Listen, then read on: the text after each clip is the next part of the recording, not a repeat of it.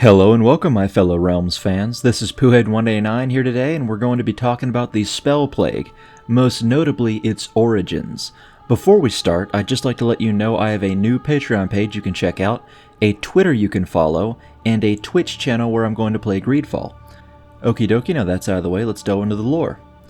For those of you who aren't a Realms fan or simply don't know what the Spellplague is, it is a time in Forgotten Realms history when the Weave of Magic collapsed. The Weave of Magic being the magic system derived by the goddess of magic, Mystra, so mortals can control it to some degree without dying in a fiery, chaotic fashion. During the Spellplague, magic either ceased to function or it ran rampant and became so volatile that almost no one could actually control it.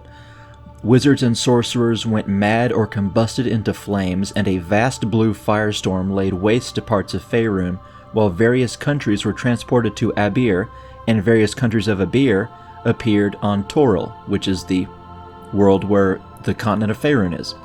It was an uncertain time, and it transformed the very face of Faerun. It came about in Dungeons & Dragons after 3.5 and set the stage for 4th edition to give the world a fresh look and new lore to delve in. 4th edition is known for having its own spin on things in about every fashion of D&D, but luckily the realm stayed relatively the same, save for this calamity.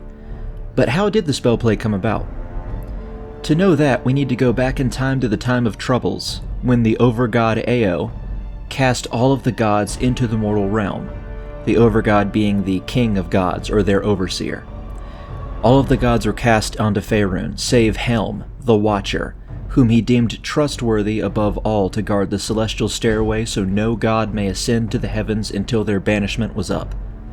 As it so happens, many gods did not sit well with being sent to the mortal plane. Mystra, goddess of magic in the Weave, had placed much of her divine might within a pendant she kept within the mortal realm. Once she regained the pendant, thanks to an adventuring party, Mystra now had much of her former strength, and she created a portal to the ethereal plane.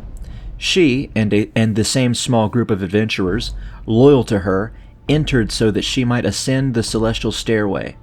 There they confronted Helm, the guardian set by Ao.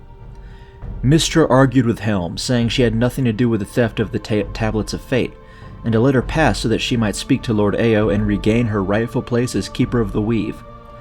Helm steadfastly refused to let her pass and gave her fair warning. Furious, she attacked him with bolts and beams of energy, fire and ice, mystic blades and magical hammers, and dread creatures with fangs and claws, coils and maws, wings and tentacles. Helm held firm, absorbing or brushing off each of her assaults. Weeping blue flame tears of anger and frustration, she grappled with Helm and fire leapt from her mouth. Helm held her off with one hand, and with his other, raised his visor. No one had ever seen his true eyes before. As their gaze met, Mystra let out a terrible scream heard across the realms as she saw her doom written in his face. Helm drew back and punched his gauntleted fist through her chest, and her body exploded in a blindingly hot flash of devastating power. There Mystra died, though it would only be a short time that her replacement, Midnight, would ascend to take her place and take the name Mystra herself. Unfortunately, she would not long be the goddess of magic, for a diabolical plan would be enacted less than a lifetime later. In the year of Blue Fire, 1385 DR, Cyric supposedly murdered her, at the behest and with the aid of Shar, who sought to obtain control over the Weave. They, along with all the realms, believed that they had succeeded in their plot. Instead, they had gravely wounded her, but she had survived. The results of her disappearance and wounds, however, were far worse than Shar had supposed it would be, and the Spellplague soon followed, causing magic throughout the plains to go wild. Her new death, so soon after her previous death by Helm, meant she had not the time to groom a successor, and the Weave was no longer governed by a goddess of magic. Not only that, but some of Cyric's madness had infected the Weave as well. As stated, we find out later that Mystra did not actually die a second time. However, she was mortally wounded and diminished enough to where she could not halt the Spellplague, and she would not regain her power for another 100 years. However, it was the first 10 years after Cyric's attack on her that brought Faerun to its knees, and when the dust settled and the blue fire was quelled, the realms or a different place.